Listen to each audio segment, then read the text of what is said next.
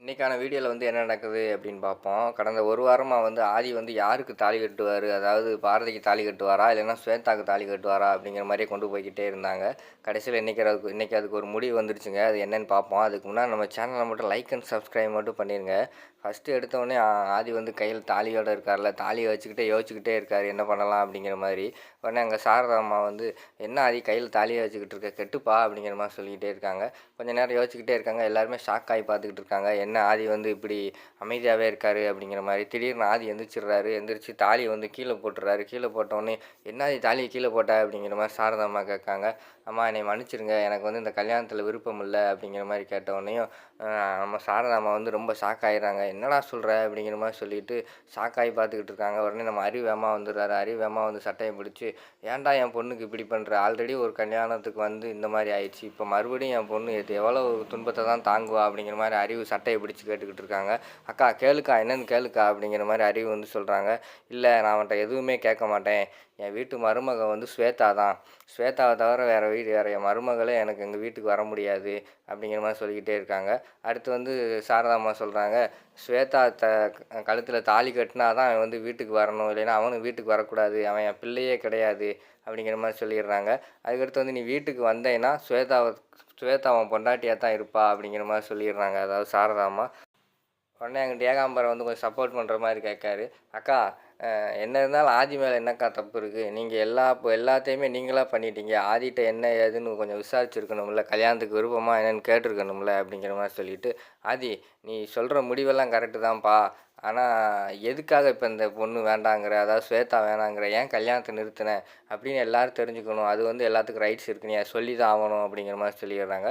உடனே மெதுவாக ஆதி பாரதியை பார்த்துட்டு, "எனக்கு வேற ஒரு பொண்ணை பிடிச்சிருக்கு. அதான் எனக்கு கல்யாண விருப்பம் இல்லை." அப்படிங்கிற மாதிரி சொல்லிட்டு, உடனே அறிவு "அக்கா, யார் அந்த பொண்ணுன்னு கேளுக்கா முதல்ல." அப்படிங்கிற மாதிரி அறிவு கேட்காரு. "எனக்கு அதெல்லாம் தேவையில்லை.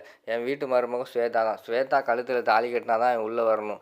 இல்லைன்னா எப்போ அவன் தாலி கட்டுறானோ அப்போ தான் வீட்டுக்கு வரணும். அது வரைக்கும் நீ என் பையனும் கிடையாது, எங்கள் வீட்டுக்கும் வரக்கூடாது." அப்படின்னு சொல்லிட்டு ஸ்வேதாவை கூப்பிட்டு சாரதாம்மா போயிடுறாங்க. ஃபேமிலி மெம்பர்ஸ் எல்லாம் போயிடுறாங்க. கல்யாணத்துக்கு வந்தவங்க ரிலேட்டிவ்ஸு எல்லாருமே வீட்டுக்கு போயிடுறாங்க.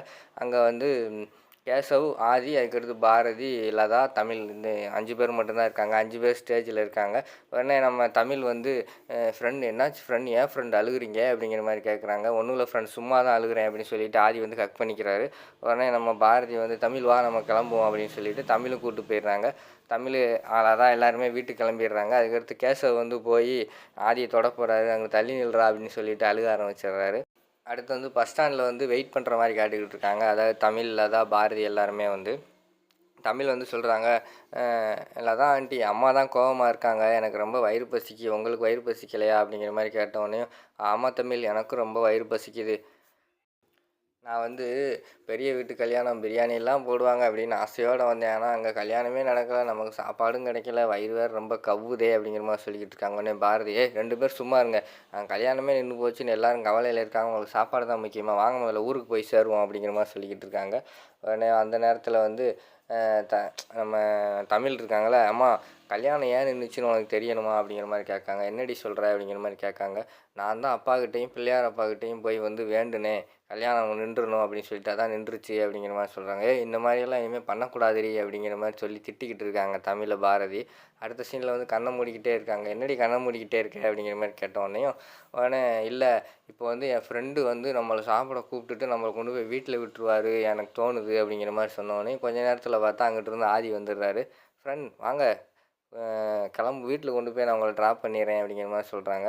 "இல்லை ஆதி, உங்களுக்கு எது கஷ்டம், நீங்கள் வேணால் போங்க." அப்படிங்கிற மாதிரி பாரதி சொல்கிறாங்க. "நான் எங்கே போகிறது பாரதி? என்னைய எங்கள் அம்மாவை வீட்டுக்கு வரக்கூடாதுன்னு சொல்லிட்டாங்களே. நீங்கள் தான் எங்களுக்கு ஃப்ரெண்டு, அதான் உங்கள் கூட வந்திருக்கேன்." அப்படிங்கிற மாதிரி ஆதி சொல்லிடுறாரு. "சரி, உங்களுக்கெல்லாம் பசிக்கும்ல, வாங்க சாப்பிட போகலாம்." அப்படிங்கிற மாதிரி கூப்பிட்றாங்க. "ஆமாம் ஃப்ரெண்ட், எனக்கு ரொம்ப பசிக்குது, வாங்க சாப்பிட போகலாம்." அப்படின்னு சொல்லிட்டு விறுவிறுன்னு காரில் ஏறி உட்காந்துடுறாங்க நம்ம தமிழ், லதா எல்லாருமே. பாரதி ஏறாமே இருக்காங்க. "ஃப்ரெண்ட், உங்கள் அம்மா விட்டு போயிருமா?" அப்படிங்கிற மாதிரி கேட்காங்க ஆதி. "இல்லை பாவம், அவங்களுக்கும் பசிக்கும், கொஞ்சம் பிகு பண்ணுவாங்க, கூப்பிடுங்க வந்துடுவாங்க." அப்படிங்கிற மாதிரி தமிழ் சொல்கிறாங்க. உடனே ஆதி "வாங்க பாரதி, ப்ளீஸ் வாங்க கிளம்புவோம்." அப்படிங்கிற மாதிரி சொன்னோடனே சரின்னு சொல்லிட்டு ஏறி உட்காந்துடுறாங்க.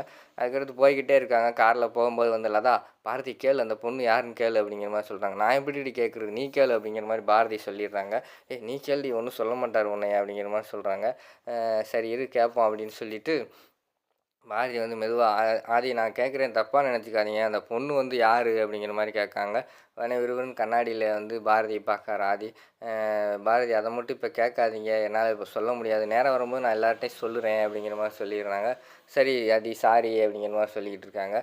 இருந்தாலும் நீங்க பண்ணது தப்பு ஆதி அப்படிங்கிற மாரி சொல்றாங்க. என்ன தப்பு? அப்படிங்கிற மாரி கேட்ட உடனேயும், நீங்க அந்த நேரத்துல வந்து கல்யாணம் வேண்டான்னு சொல்லியிருக்கக்கூடாது. உங்கள கல்யாணம் பண்ண அந்த பொண்ணோட மனச நெனச்சு பார்த்தீங்களா? அப்படிங்கிற மாரி கேட்காங்க. இல்ல எல்லாரும் நீங்க அந்த பொண்ணையும் நெனச்சு பாருங்க, என்னையும் நெனச்சு பாருங்க. நான் கல்யாணம் சப்போஸ் பண்ணிட்டேன்னா, அவ கூட வேண்டா வெறுப்பா தான் வாழ்வேன். அவளுக்கும் அது கஷ்டம் தானே அப்படிங்கிற மாரி சொன்னோனே, ஏன் இத இப்ப தான் உங்களுக்கு தோணுச்சா? நீங்க முதல்லயே கல்யாணத்த ஏற்பாடு பண்ணப்பயே நீங்க சொல்லியிருக்க வேண்டியதானே அப்படிங்கிற மாரி பாரதி சொன்னோனே, ஃப்ரெண்ட் என்னை வீட்லயே ரொம்ப திட்டிட்டாங்க. என்னை வீட்டுக்கு வரக்கூடாதுன்னு சொல்லிட்டாங்க. இப்போ உங்க அம்மாவும் என்னைய ரொம்ப திட்டுறாங்க. கொஞ்சம் சொல்லுங்க ஃப்ரெண்ட் அப்படின்னு சொன்னோனேயும், உடனே பாரதி வந்து அமைதியா இருந்துடுறாங்க.